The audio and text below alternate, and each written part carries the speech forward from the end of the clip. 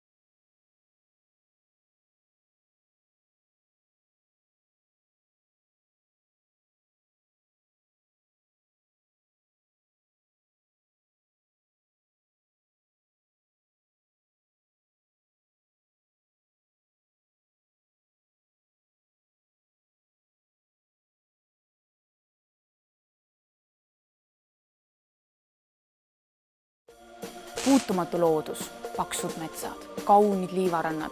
Nii meeldib meile mõelda Eestimaast. Tegelikkus on aga veidi teistsugune. Looduses on kogu seda ilu varjutamas 10 000 tonni prügi.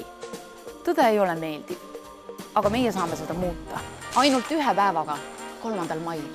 Registreeru ja osale koristuspäeval. Teeme Eestimaa puhtaks.